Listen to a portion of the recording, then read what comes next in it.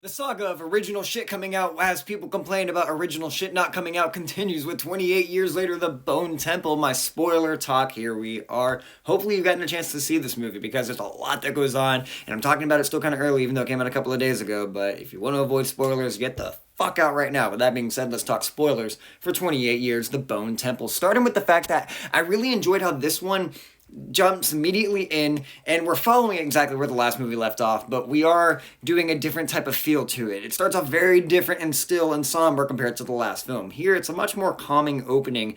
Not calm in the sense of, relaxing, but in the sense of like there's a different type of build of horror. I can already feel the difference in pace in this one because it's about essentially we have now a Spike in the Jimmy gang. The Jimmy gang picked up Spike at the end of the last movie, and now he's being almost indoctrinated into this group. To be indoctrinated in this group, though, Spike essentially has to fight his way in and take out one of the strongest members of the cult, or just a member of the cult to be included. And we're seeing that happen.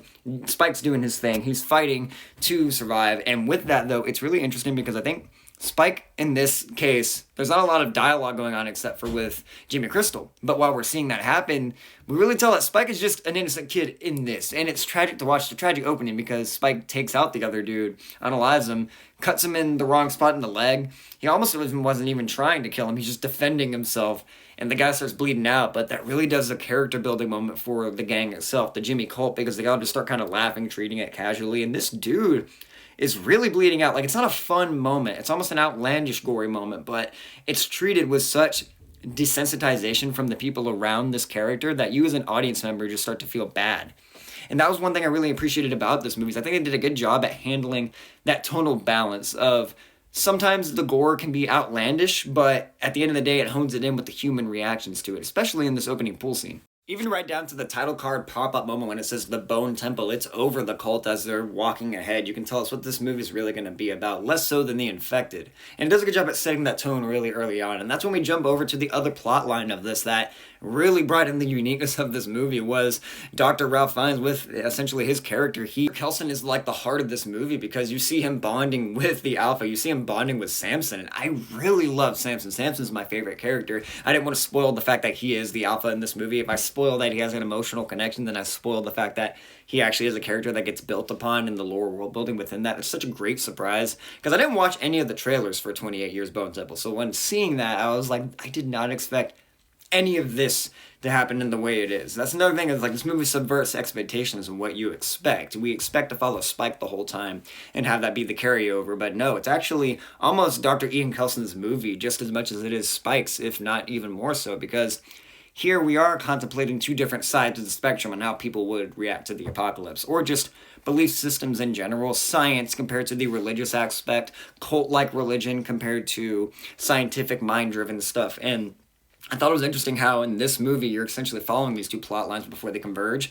And one that is the religious cult side, the religion side of it, I found it fascinating that that's the side of the movie, the side of the coin with the characters that show the most apathy. They're the people taking out people. They're the ones causing harm to everyone else and having the least amount of empathy, while Dr. Ian Kelson is having the most amount of empathy, trying to help Samson and try to study him. He's not necessarily trying to find a cure exactly, but he's trying to understand it. And that's another thing this movie, I think, does a great job at doing, is breaking down how the world building and the science of the infection works. Dr. Ian Kelson kind of puts it together. He's studying Samson, and he's like, why would something like a creature want to instinctually attack a baby? The baby's done. Little kids don't serve as a threat to the infected, but he's seen the infected mercilessly take innocent lives out.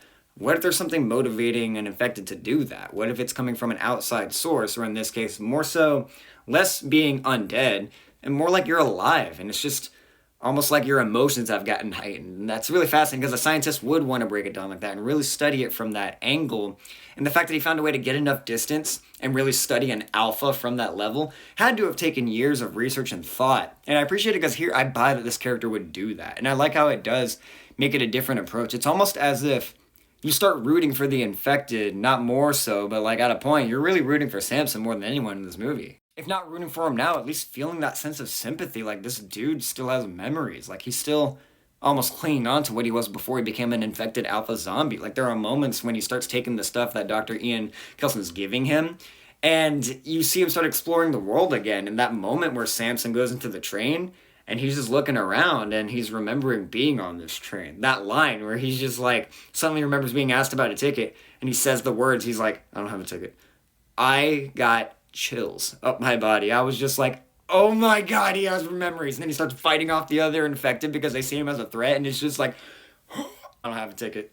Like that line just, it broke me, but at the same time got me so hyped for what's to come because I was just like, now I need Samson to get to where he needs to get to in time. Through the eyes of Samson, you start to realize that the infected are only just seeing stuff that they feel the need to defend themselves from and just kind of react out of instinctual emotional reaction. It's interesting how this is like a study of empathy and how our emotions can really control us, or even our apathy, even though we're in the guise of a religion which promotes empathy. It's interesting how that all the irony of that. You have the most human driven side of it with the religion side being the most apathetic and evil, while the scientific side is showing the most empathy for something that has been murdering and killing, but we don't make the assumption, we just study that. Like, I found that fascinating how this movie tackles both plot lines converging. While you have an intense Rob Zombie style horrific tale about Spike dealing with this cult, because as the cult maneuvers along the wasteland, essentially this Mad Max style world at this point, you have the cult of Jimmy ran by the leader Jimmy Crystal, and his whole essential belief system is the fact that he thinks he is the hand of Satan to go out and deliver charity. This is what they call it, this thing called charity, to the people in the world, essentially delivering this to Satan by scalping people alive, skinning them alive, and murdering them. It's not fun to watch, and it's unpleasant as shit to see when the scene goes down, but I think the movie does a great job at using that to build the intensity of how evil Jimmy Crystal is as a character, how much he's just full of shit. But what I find fascinating about Jimmy Crystal in this movie is he is the answer, or the question that you could ponder that I've never personally thought of. Like, what would it be like if you were someone who was just about 8 when the apocalypse happens? So you process part of the old world, but yet developmentally you grow up in the apocalypse time. And how that can kind of fracture your mind and really fuck you up. A group of people in a cult that's barely old enough to never process the world before would believe shit like Jimmy Crystal that he says, like the fact that he is the right hand of Satan and meant to do this. But it's interesting because it's like Jimmy Crystal himself believes that within himself as well. You see that in the opening of the last 28 years film. Dude was only 8 when he saw his dad get eaten by zombies, and not only that, his dad was a pastor, like talking about how the time has come, Satan is here, they're doing all this shit. Yeah, that kid would just believe that at that point, especially in a world post-apocalypse where you're developed and no one is around to fact check you or tell you otherwise. It's a fascinating concept because when Jimmy Crystal gets to the temple, they find Dr. Ian Kelson, they actually think he might be Satan. Like, they see him as that because he's wearing some clothes. He's just hanging out with Samson because Samson's on his drug psychosis. But from their POV, watching from a distance, they make assumptions about Dr. Ian Kelson just like the town in the first movie did, or in the last movie did. And that was really interesting to cause that parallel. And that's one of my favorite scenes in the movie. Honestly, it probably is my favorite scene, is when Jimmy Crystal goes up there to talk to him. And he actually just kind of drops the facade of the villain for a moment. Like, he is a villain, he's a piece of shit, but he drops that persona for a second, just a half a second, and all you see is the curious kid in Jimmy Crystal. Jack O'Connell plays that so well. He plays a guy who just starts asking Dr. Kelson questions about, like, what was the world like before all this? Like, I knew my dad barely and saw that happen, and he was taken, and now I'm the right hand of Satan, is what I am. Like, he says it such matter-of-factly. You almost feel sympathy for the fact that it's like, you were just born at the worst time possible for all this, weren't you? He's absolutely irredeemable at this point in his life. But the fact that the movie took time to highlight what came from his past, and they actually took the time to have a character like this sadistic motherfucker sit down and have a conversation, I love that. I found that fascinating. I'm glad this movie took time to do that, to develop these characters. This is what I was talking about when we have these actual pondersome conversations that talk about the themes of these movies more so than just infected action. Of course, the facade doesn't last long as Jimmy Crystal just looks at Dr. Kelson and he's like, yeah, by the way, I need you to pretend you're Satan so my other people will believe it. Otherwise, I'm going to feed your intestines to you. That's just how it's going to happen. And Dr. Kelson's just like, well, that is a predicament. Like, his line delivery had me dying at times, like just laughing. And Kelson's just committing to the bit at this point, whether to stay alive, but also just kind of protect Samson at this point. And he does the act, and it has it leads to one of the best musical sequences, moments. Didn't even expect to say that for a 28 years or days movie, But one of the most fun sequences in a movie I'm probably going to see all year with fucking Ralph Fiennes as Dr. Ian Coulson doing a dance number, pretending to be Satan to Iron Maiden. It's the most metal shit ever in a zombie movie, and it's so much fun. It could have been pretentiously funny. It could have been just stupid, but instead it was just kind of badass. It was awesome how he was holding these people off, feeding the cult members some psychedelic shit as he's running around with the ash and the burning, just so they believe that he is this godlike presence to them. Even though him and also Jimmy Crystal understand it's a farce, the other people, the other cultists are falling for it. Spike may be a little smarter than that, but like, it's interesting that that's how the plot lines converge. It's this moment where they all come together. And then, as it's happening, Dr. Malcolm recognizes Spike.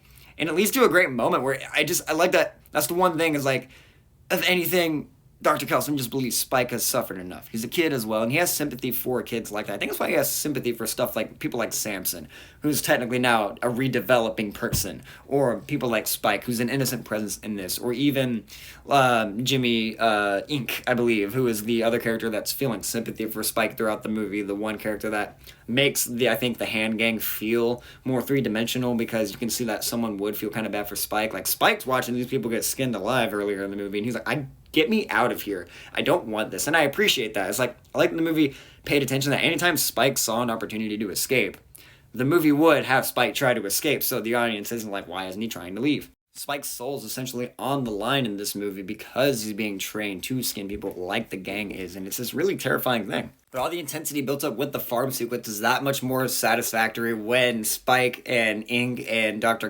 Coulson team up essentially to take out the rest of the gang.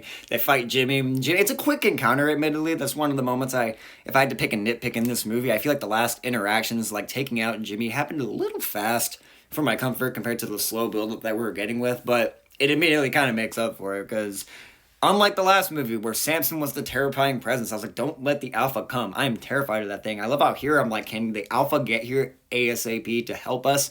That's damn good writing. When you can have something you were so scared of in the last movie be the thing you're rooting for the most, and have it even be your favorite character in the next movie, that's fucking awesome. Justice for Samson. Bro is equipped.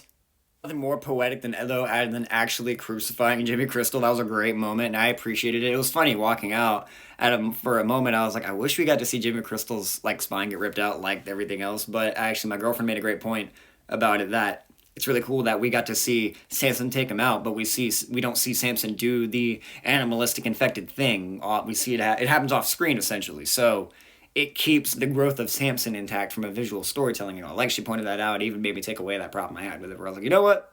You're right. Jimmy Crystal essentially just becomes a kid again on that cross. He's just like, why have you forsaken me, Father? Like, why? And then Samson has his fun and satisfying as fuck. Fuck that guy. Jimmy Crystal's so evil in this movie. As if a Devil's Rejects character / Mad Max character had a baby with Alex Garland's writing.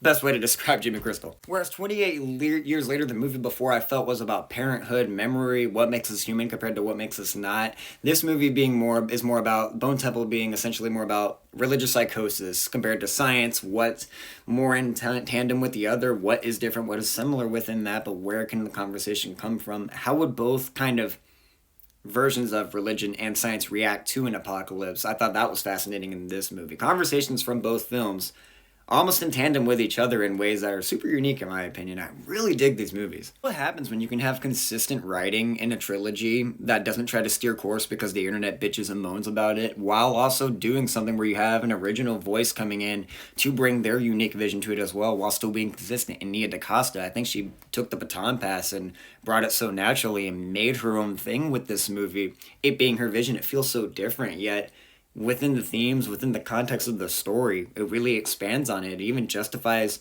problems I had with the previous movie. Like the fact that now you can look at the ending of 28 years later, which admittedly I never agreed with the consensus that the ending of that kind of tonally shifted the rest of the movie. Like, it's a tonal cell, sure, but like that did not bother me. It was like less than 5 minutes of a scene. It did not ruin the movie as much as people want to say, but I thought now with this movie, Bone Temple, it made it even more digestible for people. Now that you look back, you're like, oh, that's almost like a dramatic, ironic foreshadowing of the more darkness that is to come in Spike's life with Jimmy Crystal, with the gang, that's going to haunt him. And I'm excited to see where that takes him for the third movie, especially when he reunites with his dad, Mary Taylor Johnson. I missed him in this movie. I don't really see where he would fit in for the story that was told here, and I definitely think they have plans for where he's going to go in the next movie. For sure. Same with Samson. Oh, I didn't even talk about the awesome fucking cliffhanger like that. That got me. That's franchise building in a way that works. You have original, unique voices, but at the same time, you can sequel bait, but it's earned. Like, I was so excited when Cillian Murphy popped up, and I was just like, he's here. But, like, it was done in a way that didn't feel tasteless. It felt earned. It felt right. It felt built to. The fact that he is seeing this now, surviving in the world, he sees that Ink and Spike have escaped. He doesn't know who they are yet, but he just knows they're people that are surviving this situation. And I'm excited to see how that's gonna tie around in the next movie. Without Dr. Kelson being there, though, I'm worried because I'm like, are we gonna have sympathy for Samson? Are we gonna help him? Are we gonna assume he's just a monster? Is the baby gonna be okay? Is Samson's baby gonna be okay? Like, all of that is still up in the air, but I'm really excited to see where it goes. I can't wait for the next movie. I know Danny Boyle's coming back to direct that one. I'm gonna miss Nia DaCosta's eye a lot, not gonna lie, but regardless, I'm excited to see where it wraps up. I'm excited to see where Nia DaCosta goes next in her film life and what she makes next. Guys, 28 years later, Bone Temple. I just wanted to kind of spew about spoilers for a bit. I love this movie. What did you think of it? Did you enjoy it? Unique ass shit. Go check it out if you haven't, if you enjoy these movies. Hell, if you didn't like the last one, I still recommend checking this one out. It might actually kind of swoo you over. It's a very different type of movie. Maybe it'll put you on board. If not, totally get it. But with that being said, thank you so much for watching. What is your favorite 28 years movie? Who is your favorite character in this movie too? Thank you for watching. Please comment below. Leave a like, leave a comment. Like, subscribe, share, come follow later. I'm done. I'm tongue twisting my words now. Goodbye.